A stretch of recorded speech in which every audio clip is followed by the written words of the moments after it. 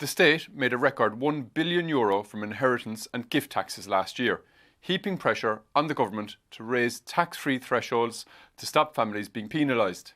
Taoiseach Micheál Martin has said he agrees with the calls to reform the inheritance tax system. He said the current rules discriminate against those who leave something to extended family members.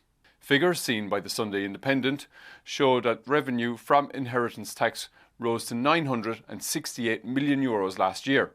The figures show how inheritance tax receipts have doubled over the last 5 years. They increased by about a third last year alone.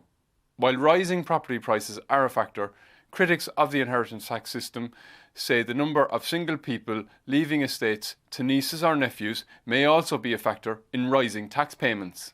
Sons and daughters can inherit up to €400,000 tax-free, but this figure drops to €40,000 for nieces and nephews.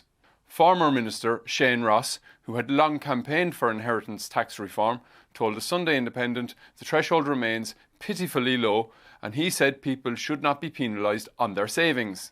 James Sexton of the National End Discrimination in Inheritance Tax Group said the tax should be applied in a more fair and equitable way. Taoiseach Simon Harris has committed to reviewing the tax ahead of the next budget.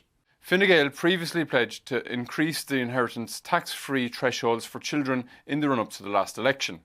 At the same time, Fianna Fáil committed to a review of the thresholds for cases where the deceased does not have children.